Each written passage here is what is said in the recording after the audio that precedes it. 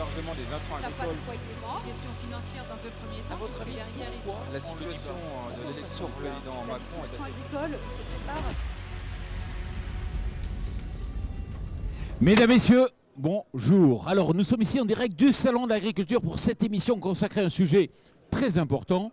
À quoi servent les agri-influenceurs? Moi, j'ai ma petite idée, mais on va essayer de le partager avec des personnalités du secteur. Thierry Baillet, bonjour. Bonjour Jean-Paul. Agriculteur, mais avant tout, influenceur du monde agricole. Oui, les deux mon capitaine. Thierry, agriculteur d'aujourd'hui. À ma gauche, Jean-Baptiste Vervy, un poids lourd. Ah non, ça va, je suis pas si lourd que ça va. Bonjour. Du co-farming notamment et des tontons farmers. Et puis, j'ai le plaisir d'accueillir Lise Santellani. Bravo, Lise Santellani, Voilà, il faut pas se tromper. psychologue. Psychologue, voilà, qui va nous aider à prendre du recul sur monsieur. Je vais Il en a essayer. bien besoin. Ça n'a Et- pas l'air facile, Ça a c'est pas l'air un cas Première compliqué. psychanalyse On va en essayer de direct, comprendre vraiment comment il est. Il y a du taf. Mais juste avant, l'actualité l'impose. Il y a eu un prix important, Jean-Baptiste, lequel? Tout à fait. Eh bien, il s'est déroulé il y a encore quelques minutes. En C'est fait. tout chaud. C'est chaud, ça vient de sortir. Non, mais la première remise du premier concours des espoirs de l'influence agricole. On a fait une petite remise avec Thierry et plein d'influenceurs connus pour essayer de valoriser les jeunes pousses qui arrivent sur les réseaux sociaux et qui méritent d'être découverts. Et ça sert à quelque chose, ça?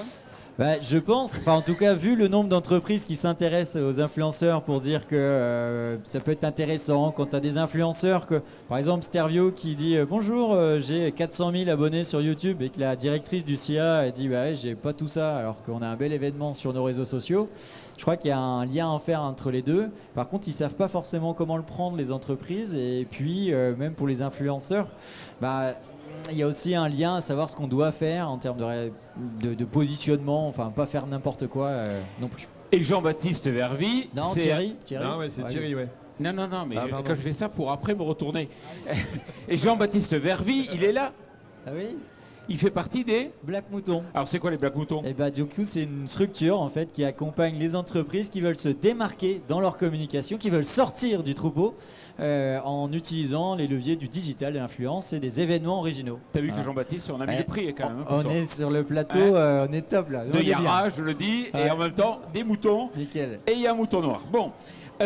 Alors ce prix, il faut accueillir oui. dans l'ordre. Alors je vois déjà Miss Agricole. Non, Ouais. c'était ça, c'était pas aujourd'hui. Si, enfin oui, on fait pas tout, mais quand même. Mais non, mais parce qu'en fait, notre Miss Agricole, elle est aussi sur les réseaux sociaux, comme Top. souvent. Top. On est une émission conviviale. On fait vivre Ah. les vignerons d'abord. On remplit Ah, les verres juste pour super. faire durer un peu le suspense. C'est bien. Et on applaudit notre serveur qui nous fait découvrir quoi?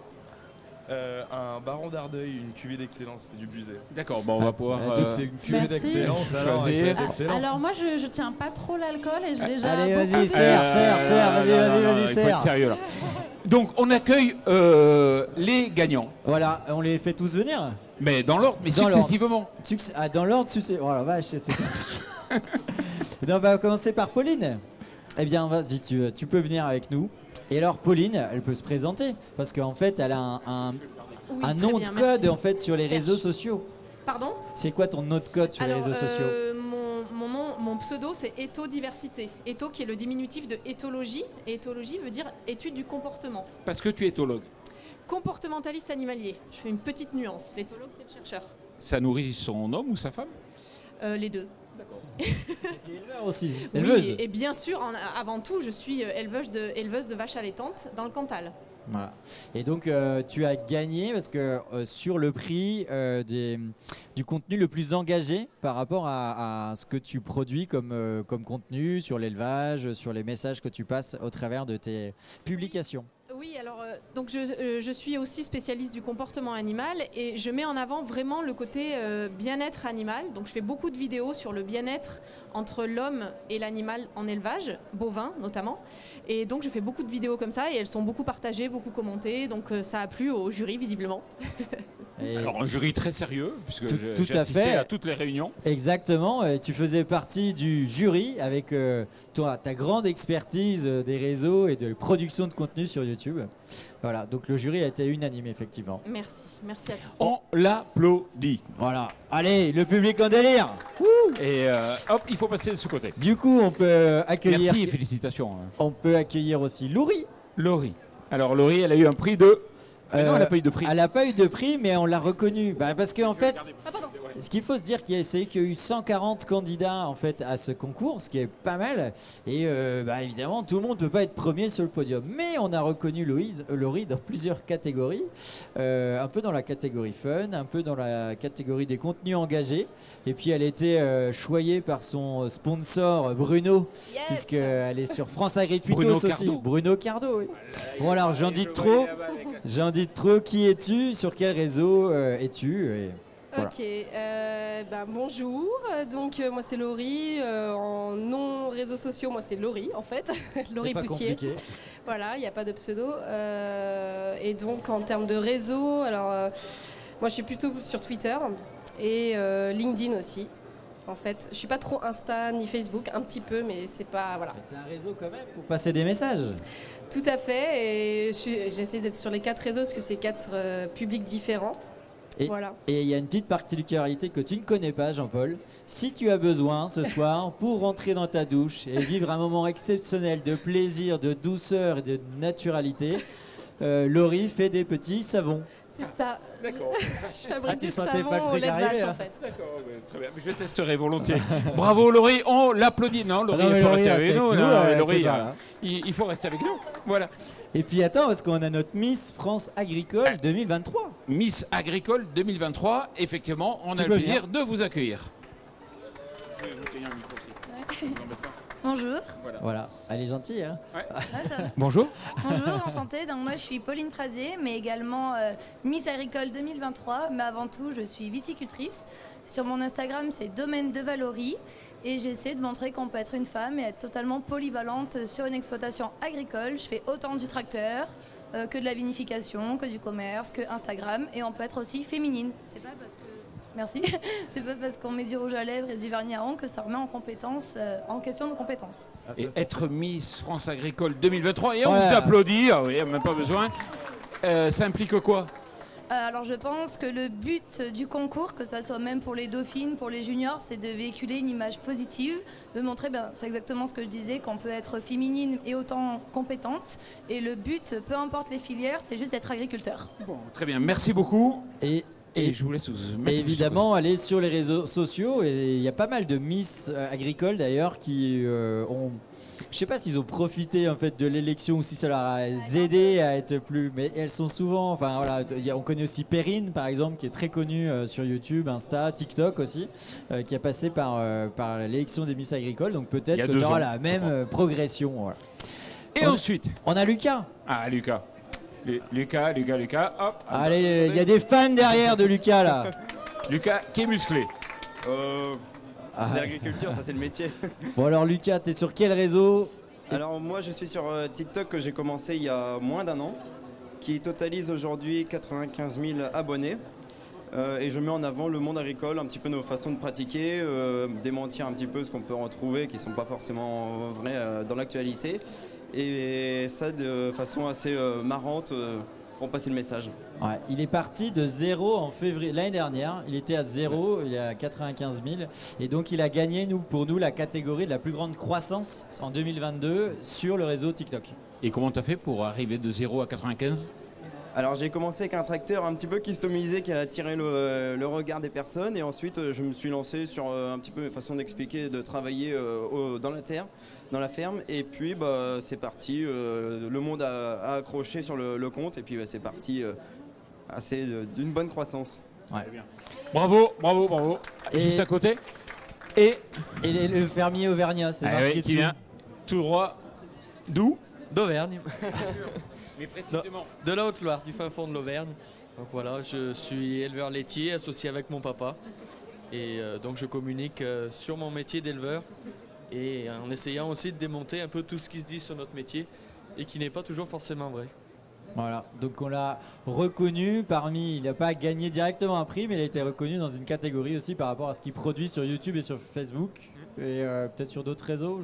Twitter aussi. Twitter, voilà.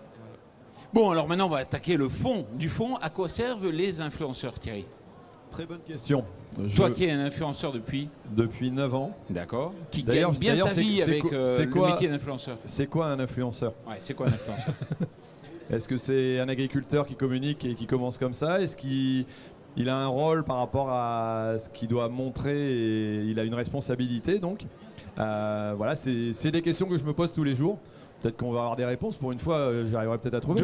Demandons à notre psychologue, c'est quoi justement la réalité aujourd'hui de l'impact des agri-influenceurs sur leur public? Mais alors, moi, je ne m'y connais pas trop en agri-influenceurs, mais les influenceurs, je vois un peu chez les jeunes, dans mes patients qui sont assez jeunes, c'est vrai qu'on est dans un moment où il y a beaucoup de suicides chez les jeunes, beaucoup de dépressions graves, parce que malheureusement, on est dans un temps où, vous me direz, mais les jeunes peuvent avoir tendance à penser que l'avenir est complètement bouché, avec les problématiques environnementales, économiques, sociétales, les guerres.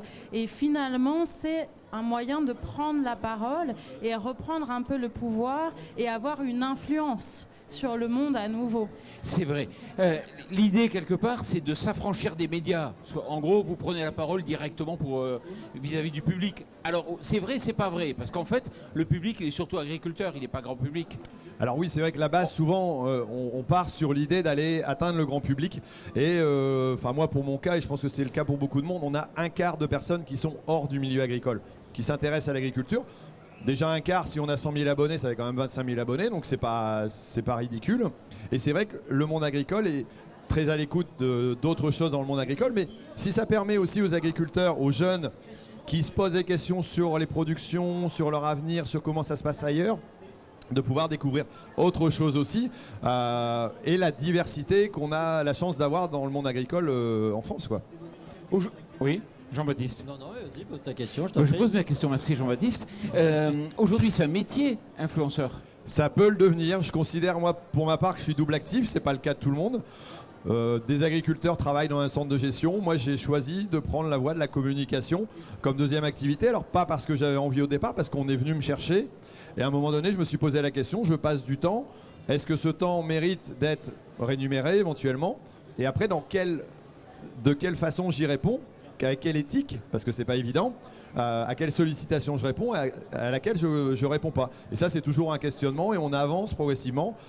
On a en agriculture des usages qui ne sont pas toujours compris et je pense qu'il faut aussi savoir le droit de les défendre. Moi, je ne suis pas là pour défendre les sociétés qui vendent des choses, je suis là aussi pour défendre le droit à pouvoir produire et à expliquer comment on le fait. Et je pense que ça, c'est très important. Lise, est-ce que vous avez l'impression, quand vous écoutez Thierry, qu'il y a un Oedipe pas totalement abouti? Oui, mais ça, ce sera en privé. Non, mais sérieusement, ce qui me rassure, c'est vraiment la notion de responsabilité. Ouais. Il se sent responsable de son discours et ça, c'est important. D'accord. Jean-Baptiste. Moi, j'avais une question. Toi, journaliste, tu vois ça comment? Comme une concurrence qui arrive d'un seul coup alors qu'on n'avait pas vu arriver et qui prend le dessus sur tous les autres médias. Alors, ce qui est intéressant, c'est que moi je me considère comme le premier youtubeur. Bah oui, c'est clair. C'est pour ça qu'on t'a mis dans le jury du concours. Exactement. Ce qui est intéressant, c'est que les journalistes ont du mal à vous percevoir et pour aller plus loin. Ça veut dire que les journalistes vous prennent comme des concurrents très directement. Regrettent un peu de ne pas être mis sur le devant, comprennent pas réellement toujours ce que vous faites, alors ils vous voient commencer à commercialiser votre métier.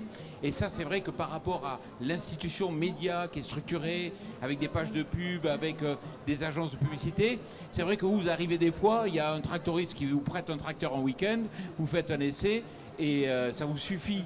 Or, dans le monde de la publicité, tout est très très bien structuré, avec des prix qui sont souvent bien plus élevés que ceux qui vous sont proposés. Et je pense que vous êtes des fois un peu utilisés, les influenceurs. Thierry, t'es pas utilisé? On peut l'être. Il l'a été. Je l'ai été, certainement.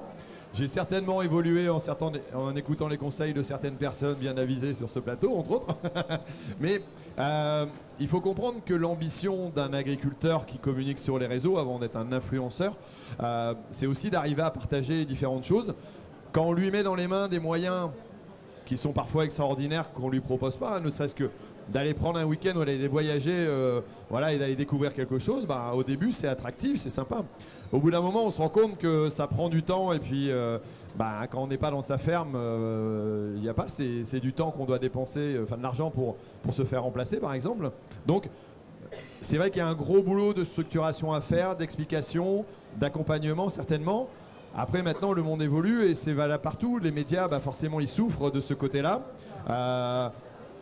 Mais même le secteur agricole vous utilise. Les syndicats agricoles, le monde agricole, qui quelque part se servent de vous pour espérer porter une parole affranchie vis-à-vis du grand public. Moi, je pense qu'ils n'ont pas... c'est intéressant ta question parce que l'arrivée d'Internet et des réseaux sociaux décloisonne tout ce qui était organisé. C'est-à-dire que justement dans le monde agricole, avant c'était pyramidal, j'étais président de structure, je portais un discours et toute ma communauté que j'avais en assemblée générale suivait à peu près la position. Avec le journal local qui appartenait au syndicat local. Le fait que n'importe qui puisse prendre la parole très facilement sur les réseaux, boum, ça décloisonne un peu tout ça. Alors au début tu trouves que c'est rigolo, mais quand tu as une structure, ça veut dire que le patron qui disait « ouais, on va tous faire bleu », en fait il s'aperçoit que derrière c'est plus tout à fait la même quoi. Donc déjà ça remet en cause finalement sur l'organisation. Et je trouve que justement, autant le machinisme, tout ça, il y en a qui ont compris, autant dans les services et dans le débat d'idées, je trouve qu'il y en a, ils ont pas tant compris que ça, la puissance que ça peut avoir. Et même après du côté de l'influenceur, c'est déjà un peu plus touchy aussi. C'est facile de dire ouais j'ai kiffé rouler avec un tracteur vert. C'est plus difficile des fois d'avoir une position, tout ça. Certains réseaux, Twitter par exemple, est plutôt un réseau où on va prendre un peu plus de position. Mais il y a des réseaux, TikTok, tout ça, t'auras moins ce sujet-là. Mais ce que je voulais souligner par rapport à ça, c'est qu'au contraire, moi je pense qu'il y a pas mal d'institutions, par exemple dans le Hall 4, qui sous-estiment en fait la puissance de cette affaire-là et qui restent encore sur un vieux schéma qui correspondait au truc un peu pyramidal, quoi. Et je rappelle que tu es un mouton noir, donc tu marches pas dans le même sens que les autres. Hein. Et, merci. Alors c'est vrai que hier on recevait Marc-Antoine Dumoulin, 400 000 followers. Ouais. Ça veut dire que c'est ça. Ouais, c'est ça, ouais. Donc il pèse plus lourd que le plus grand des médias en agriculture. Ouais, c'est clair. Et alors, il fait pas la même chose non plus. C'est-à-dire que dans tous les contenus qui sont, il n'y a pas un contenu de fond que peut faire un journaliste. Mais ce qui est vachement important, et c'est là où il a complémenté à trouver, c'est que ça rentre en profondeur sur le territoire. Moi, je vois, on s'est associés quand j'étais au co-farming, on a fait le co-farming tour avec toi, Thierry, parce qu'on devait parler de nos startups agricoles. Il n'y avait plus de salon, Covid, on était coincés, il n'y avait plus de surface d'exposition pour parler de nos boîtes. On a fait le co-farming tour avec toi, on se paumait dans le fin fond de la campagne, il y a des gars qui nous parlaient de nous, quoi. Alors qu'ici, t'es là, tu prends un stand à je sais pas combien de milliers d'euros, t'es pas du tout sûr de toucher le gars dans le fin fond de la campagne. Tu touches combien quelques milliers, centaines, dizaines des fois selon les salons agricoles? Ouais, on va plutôt dire dizaines à centaines, alors que tu vas faire quelques vidéos, tu vas toucher effectivement des milliers de personnes potentiellement. Ah ouais. C'est beaucoup, hein. Oui, c'est... C'est le vin, ça fait cet effet-là.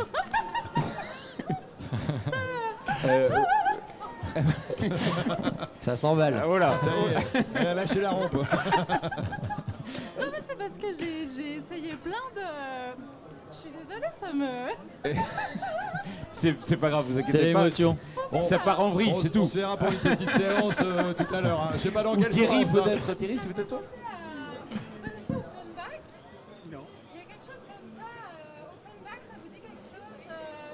Ouais. Et Jean-Paul, t'as invité une psychologue ou une cantatrice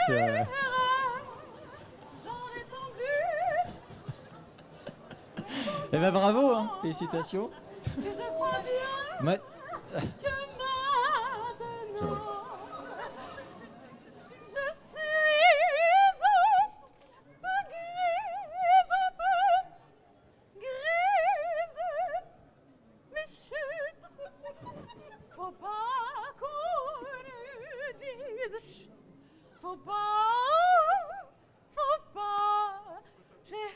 J'ai un peu chaud. Moi, j'aime bien faire des émissions avec toi, Jean-Paul, parce que les invités sont formidables. Ça me donne envie de parler d'amour.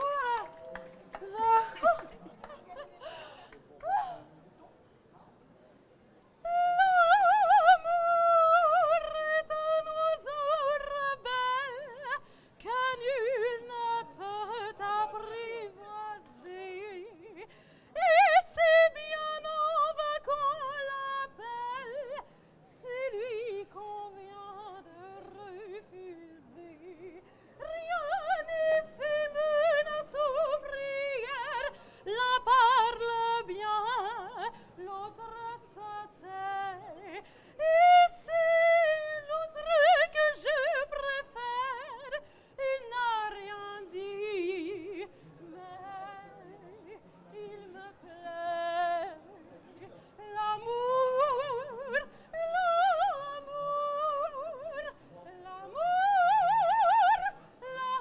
T'as un ticket, Thierry.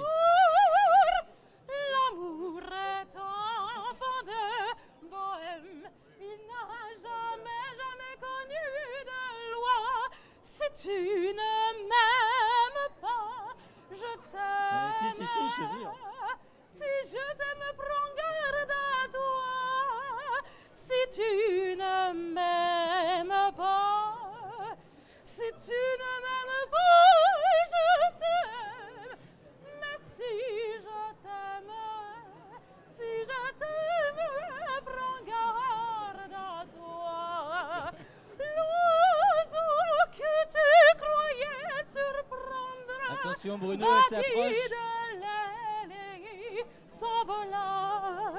L'amour est loin, tu peux l'attendre. Tu ne l'attends plus, il est là. Tout autour de toi, vite, vite. Il vient, s'en va, puis il revient. Tu crois le tenir, il t'évite.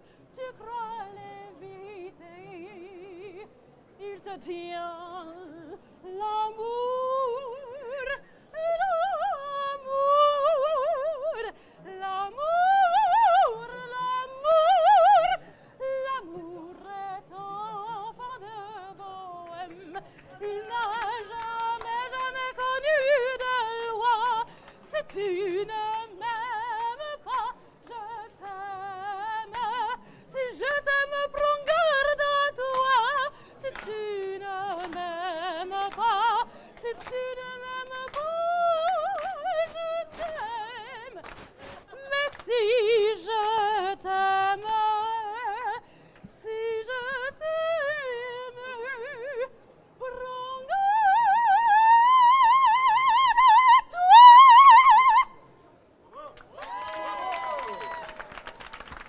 Et oui, je vous demande d'applaudir Lise Santellani, je vais y arriver, donc qui est chanteuse d'opéra. Absolument, Et chanteuse d'opéra, chanteuse lyrique, artiste. Et j'ai trop bu, donc ça donne ça quand je bois trop. L'abus d'alcool est dangereux. Délicieux. Voyez l'effet que ça me fait. Merci. On peut vous retrouver où?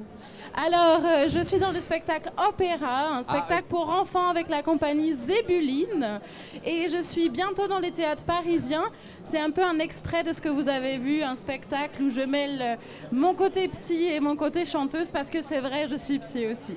On va pouvoir vraiment Merci beaucoup, passer la Lise. psychanalyse, quoi. Tu voulais redevenir psychanalyste. Bon, Thierry, c'était chaud quand même. Allez, c'est chaud, oui. C'est moins qu'on puisse dire.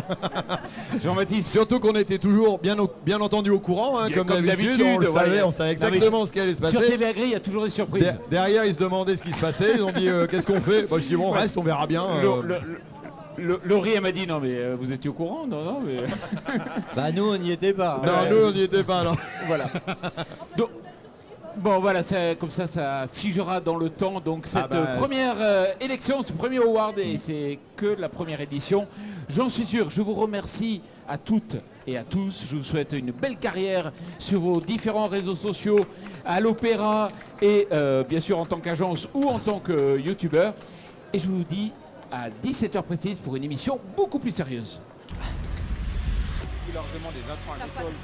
Question financière dans un premier temps. À votre avis, derrière, pourquoi la situation de l'élection du président Macron est assez... agricole se prépare.